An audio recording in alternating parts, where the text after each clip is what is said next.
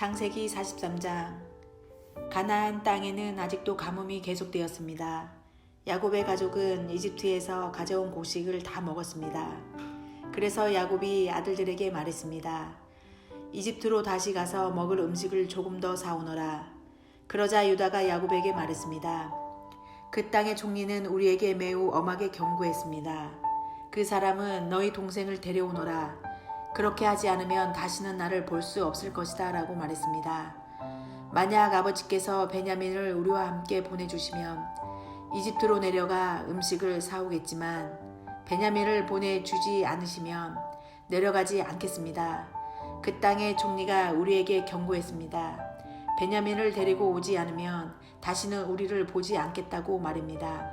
이스라엘이라고도 부르는 야곱이 말했습니다. 왜 그 사람에게 다른 동생이 있다고 말했느냐? 너희가 나에게 큰 고통을 주는구나. 야곱의 아들들이 대답했습니다. 그 사람이 우리와 우리 가족에 대해서 자세히 물어보았습니다. 그 사람은 너희 아버지가 아직 살아계시냐?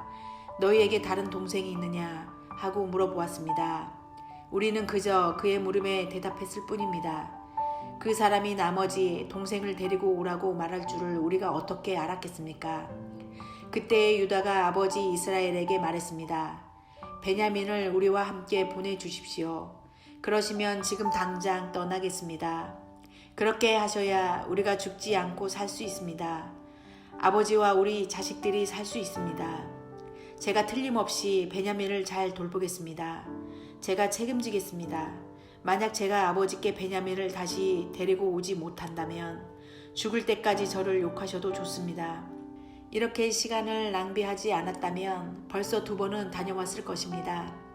그러자 그들의 아버지 이스라엘이 말했습니다. 정 그렇다면 이렇게 하여라. 우리 땅에서 나는 것 중에서 가장 좋은 음식을 너희 자루 속에 담아가거라. 그리고 그것을 그 사람에게 선물로 주어라. 유향과 꿀을 가져가고 향료와 몰약과 유향나무 열매와 아몬드도 가져가거라. 이번에는 돈도 2배로 가지고 가거라. 지난번에 너희 자루 속에 놓여있던 돈을 돌려주어라. 아마 실수로 그런 일이 있었던 것 같다. 그리고 베냐민을 데리고 가거라. 자, 이제 길을 떠나 그 사람에게로 가거라. 전능하신 하느님께서 그 사람 앞에서 너희에게 자비를 베푸셔서 그 사람이 시므온과 베냐민을 돌려보내주시기를 빈다. 내 아이들을 잃어도 어쩔 수 없다. 그리하여 야곱의 아들들은 선물과 2배의 돈과 베냐민을 데리고 서둘러 이집트로 내려가 요셉 앞에 섰습니다.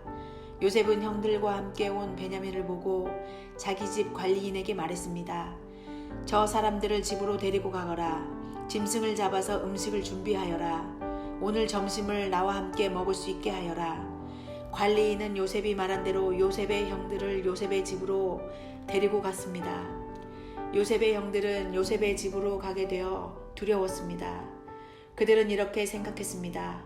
처음 이곳에 왔을 때 우리 자루 속에 들어있던 돈 때문에 이리로 끌려왔나 보다. 저 사람은 우리를 쳐서 우리를 노예로 만들고 우리 나귀를 빼앗으려 하는구나. 그래서 요셉의 형들은 요셉의 관리인에게 가서 그 집 문에서 말했습니다. 나의 주여, 우리는 전에 이곳에 음식을 사러 온 적이 있습니다. 음식을 사가지고 집으로 돌아가다가 하룻밤을 묵은 곳에서 자루를 풀어 보니 돈이 자루 속에 그대로 들어 있었습니다. 우리는 그 돈을 돌려드리려고 이렇게 그대로 가지고 왔습니다. 그리고 음식을 살 돈도 따로 가지고 왔습니다. 우리 자루 속에 돈을 넣은 사람이 누구인지 우리는 모르겠습니다. 그러자 관리인이 대답했습니다. 괜찮습니다. 두려워하지 마십시오. 당신들 아버지의 하나님이 되시며 당신들의 하나님이 되시는 분께서 그 돈을 자루 속에 넣어 주셨을 것입니다. 나는 당신들이 지난번에 낸 곡식값을 받았습니다. 그리고 나서 관리인은 그들에게 시므온을 데려다가 주었습니다. 관리인은 요셉의 형들을 요셉의 집으로 데리고 갔습니다. 관리인이 그들에게 물을 주자 그들은 발을 씻었습니다. 관리인은 그들의 나귀들에게 먹을 것을 주었습니다. 그들은 그곳에서 요셉과 함께 점심을 먹는다는 이야기를 듣고 정오가 되어 요셉이 오면 주려고 선물을 챙겨 놓았습니다. 요셉이 집으로 오자 요셉의 형들은 준비해온 선물을 요셉에게 주었습니다. 그리고 나서 그들은 땅에 엎드려 절했습니다. 요셉은 그들에게 잘 있었느냐고 묻고 또 당신들이 말했던 늙으신 아버지는 안녕하시오. 그분이 아직도 살아계시오. 하고 물어보았습니다. 요셉의 형들이 대답했습니다. 당신의 종인 우리 아버지는 안녕하십니다. 그분은 아직 살아계십니다. 대답을 마친 후에 그들은 요셉 앞에서 머리를 숙여 다시 절했습니다. 그때 요셉은 자기와 어머니가 같은 친동생 베냐민을 보고 이 사람이 당신들이 말했던 그 막내 동생이요? 라고 물었습니다. 그리고 나서 요셉이 베냐민에게 말했습니다. 얘야, 하나님께서 너에게 은혜를 베푸시기를 바란다. 그 말을 마치고 요셉은 서둘러 자리를 떠났습니다. 요셉은 자기 동생 베냐민을 보니 눈물을 참을 수가 없었습니다. 그래서 요셉은 자기 방으로 가서 울었습니다. 요셉은 울음을 그친 후에 얼굴을 씻고 밖으로 나왔습니다.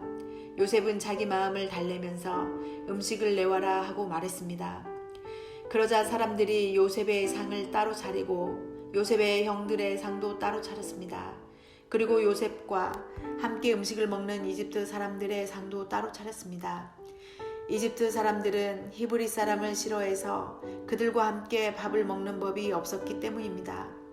요셉의 형들은 요셉 앞에 앉았는데 맏형부터 막내 동생까지 자리가 나이 순서대로 정해져 있었습니다. 그들은 놀라서 서로 얼굴을 쳐다보았습니다.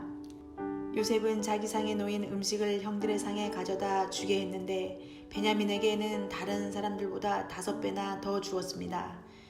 요셉의 형들은 요셉과 함께 먹고 마시며 즐거워했습니다. 창세기 44장. 그 후에 요셉이 자기 집의 관리인에게 명령을 내렸습니다. 저 사람들의 자루에 곡식을 넣을 수 있는 대로 넣어라. 그리고 그 곡식 자루 속에 돈도 넣어 주어라. 그리고 내 은잔을 저 막내 동생의 자루에 넣어라. 그리고 그 자루에 돈도 넣어라. 관리인은 요셉이 말한 대로 했습니다. 새벽이 되어 형들은 나귀를 끌고 길을 떠나게 되었습니다. 그들이 성을 떠난 지 얼마 되지 않아서 요셉이 자기 집의 관리인에게 말했습니다. 그 사람들을 뒤쫓아라. 그 사람들을 붙잡게 되면 왜 선을 악으로 갚느냐. 너희들이 훔친 자는 내 주인이 술을 마실 때 쓰시는 것이다. 그리고 꿈을 해몽하실 때도 그 잔을 쓰신다. 너희는 너무나 몹쓸 짓을 했다 하고 말하여라. 그리하여 관리인은 요셉의 형들을 뒤쫓아가서 요셉이 하라고 한 말을 그들에게 했습니다. 그러나 요셉의 형들이 관리인에게 말했습니다. 왜 그런 말씀을 하십니까? 우리는 그런 일을 할 사람들이 아닙니다. 우리는 우리 자루 속에 있던 돈도 당신에게 다시 돌려주었습니다. 우리는 그 돈을 가나안 땅에서 다시 가지고 왔습니다.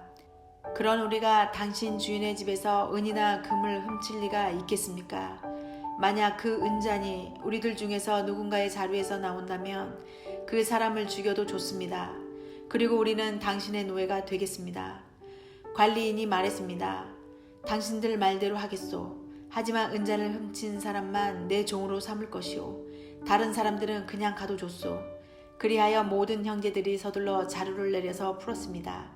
관리인이 맏형에서 막내 동생에 이르기까지 한 사람씩 자루를 살펴보았습니다. 관리인은 베냐민의 자루 속에서 은잔을 찾아냈습니다. 형들은 너무나 슬퍼서 자기 옷을 찢었습니다. 그들은 자루를 나귀에 다시 실은 뒤에 성으로 돌아갔습니다. 유다와 그의 형제들이 요셉의 집으로 돌아왔을 때 요셉은 집에 있었습니다. 그들은 요셉 앞에서 땅에 엎드려 절했습니다. 요셉이 그들에게 말했습니다. 어찌하여 이런 일을 저질렀느냐? 나 같은 사람이면 이런 일쯤 점을 쳐서 다 알아낼 수 있다는 것을 몰랐느냐? 유다가 말했습니다. 총리님께 무슨 말씀을 드릴 수 있겠습니까? 그리고 우리에게 죄가 없다는 것을 어떻게 보여드릴 수 있겠습니까? 하나님께서 우리의 죄를 드러내셨습니다. 그러니 이 잔을 훔친 베냐민뿐만 아니라 우리 모두가 총리님의 종이 되겠습니다. 그러나 요셉이 말했습니다. 그런 일은 내게 있을 수 없다. 오직 은잔이 그 짐 속에서 발견된 사람만이 내 노예가 될 것이다. 나머지 사람들은 자유롭게 너희 아버지에게로 돌아가도 좋다.